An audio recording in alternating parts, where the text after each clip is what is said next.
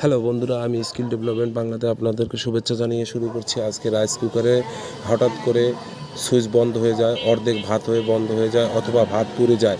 এই কী কারণে হতে পারে এবং কি সমস্যার কারণে হতে পারে, এই দেখুন আমি একটা রাইস কুকার নিয়েছি এবং এই রাইস কুকারটিতে আপনারা মনোযোগ সহকারে এই ভিডিওটি দেখবেন এবং নতুন নতুন ভিডিও পাওয়ার জন্য এই চ্যানেলে সাবস্ক্রাইব দিয়ে ফলো দিয়ে শেয়ার দিয়ে রাখবেন। এই দেখুন রাইস কুকারের মাঝখানে যে একটি কয়েল আছে এবং এটা একটি ম্যাগনেট কয়েল বলা হয়, সেই ম্যাগনেট কয়েলটি সমস্যা হলে বা এটার যদি এক ধরনের ভিতরে মরিচিকা পড়ে এবং কয়েলে কাজ না করে ম্যাগনেটে, তখনই এই সমস্যাগুলো হয় যে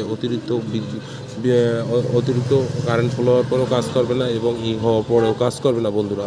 তো বন্ধুরা, আপনারা এই ম্যাগনেট কয়েলটি চেঞ্জ করে দিলে এবং ম্যাগনেট কয়েলটি চেঞ্জ করার পরে দেখবেন ওভারঅল ওকে এবং আপনার রাইস কুকার আবার পুনরায় আগের মতন নতুনের মতন কাজ করে। তার জন্য আপনাদের কাজ একটাই, আপনারা ম্যাগনেট কয়েলটি খুলে সুন্দরভাবে নোজ প্লেয়ার দিয়ে খুলে চেঞ্জ করে দেবেন, নতুন একটি ম্যাগনেট কয়েল লাগিয়ে দেবেন, তাহলে আপনার এই রাইস কুকারটি সুন্দর এবং সুস্থভাবে কাজ করবে। তো বন্ধুরা, আজকের এই ভিডিওতে এই পর্যন্তই। আবার নতুনভাবে দেখা হবে নতুন একটি ভিডিও নিয়ে, সাথেই থাকেন।